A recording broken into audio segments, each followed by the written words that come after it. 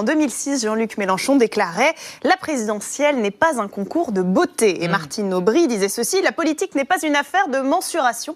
Et pourtant, c'est exactement l'inverse que décrit François Ourmand, professeur de sciences politiques, dans son dernier essai « Pouvoir et beauté » aux éditions PUF. Donc l'apparence a pris une place éclatante en politique, selon lui, mais ce phénomène est refoulé ou alors minoré.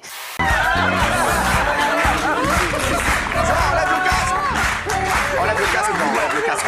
Tu refuses. Genre, enlève le casque, ça va, tu t'en sors, Jean. Ça passe. Ça passe. Ça va. Mais aide-le, Cyril. Mais aide-le. Jean, ça va, Jean. Belle séquence. Jean, la salle est dans le Jean, assis-toi. Les électeurs préféreraient les beaux visages avec un nez fin, des grands yeux, des pommettes saillantes et aussi les corps attirants, évidemment. Les politiques le savent visiblement, donc ils exhiberaient dès que possible leur beauté de plus en plus travaillée. Un exemple criant, On les parle photos... de moi, dit-il. On parle de beauté. On parle de moi, dit-il. Xavier réagit. Exemple criant, les photos de politiciens à la plage en 1974. Giscard s'exhibait déjà en maillot à Saint-Jean, Cap-Ferrat. Franchement, c'est fort. Comment ça va, mon Jean? Mais ça va très bien, sauf que quand j'ai été prêt, j'ai eu envie de faire pipi, mais j'ai pas osé. J'ai pas osé m'enlever tout. Ouais, parce que... Alors là, tu vas aller faire pipi et revenir? Non, je reste. Ah, t'as fait pipi déjà de... Non. Une étude réalisée en 2003 en Finlande, dans le cadre d'élections parlementaires, a démontré que la beauté influençait le choix des électeurs de près de 20%.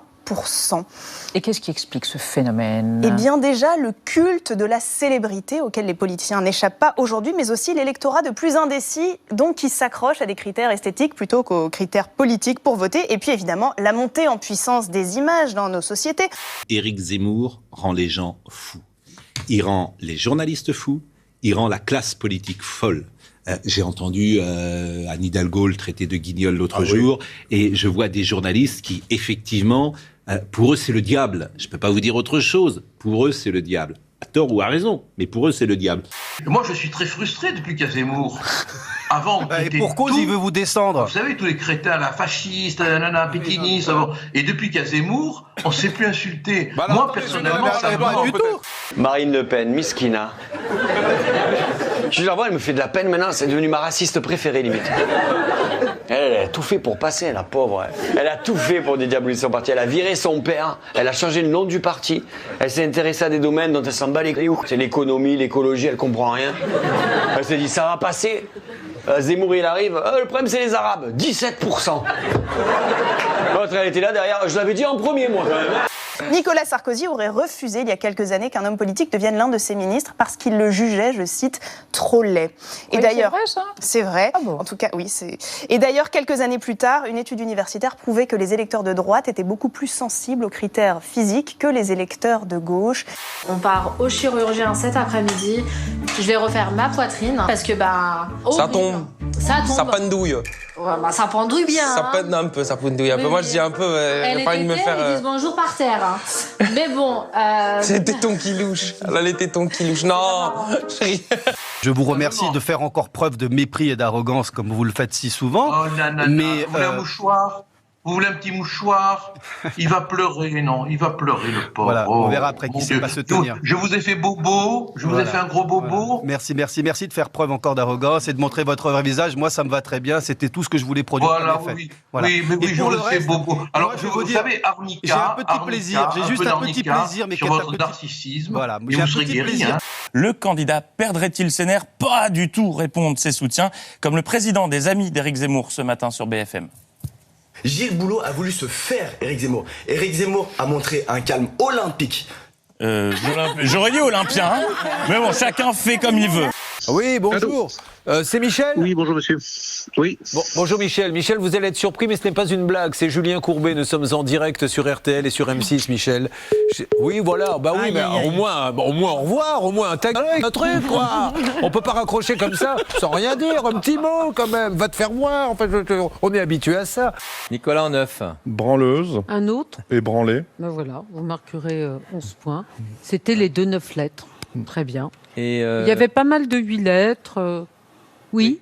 Non, c'est admis parce qu'on est sur la même racine. C'est pas le même sens quand même. C'est vrai, vous avez raison, Ariel. Même, hein. Vous y connaissez mieux que moi. Pas mieux. Oh, pop. Petit coquin, va. Voilà. Géry, un petit voyage en Martinique, pourquoi pas si vous gagnez des sous chez nous? Oui, on y est déjà allé avec ma femme et on a fait du ski nautique. Et alors, ça s'était bien passé? Pour moi, oui, pour elle, non. Pourquoi? Le moniteur lui a dit qu'elle avait un style, pas le bon, mais qu'elle avait un style. D'accord. Et elle, l'eau, je sais pas si on peut le dire, c'est pas dans les yeux qu'elle l'a pris, c'est ailleurs. Alors, excusez-moi. Alors, dans la bouche? Les jambes écartées. Ah, je veux pas savoir. Alors, la compétition sportive la plus spectaculaire de ces dernières 24 heures, c'était hier dis donc, au c'est du Japon. coq à l'âne, quoi. Ah oui, oui, totalement. Une course de chaises de bureau. Compétition aussi sérieuse que physique, au règlement strict, ça se joue à reculons. Vous imaginez bien qu'en découvrant cette vidéo, notre première réaction a été « Mais quelle bande de gamins immatures !»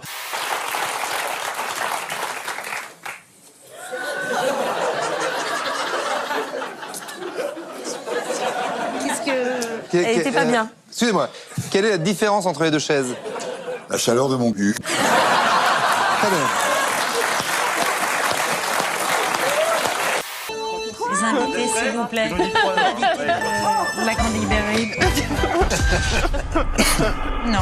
Ah si, pardon. C'est un reculon. C'est un reculon. Moi j'étais loin devant. Non, la Mathieu a été trop violent. Moi je suis tombée.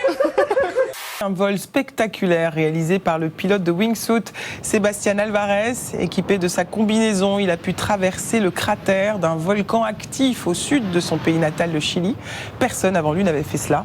Une manœuvre très délicate qui a nécessité 1 an de préparation.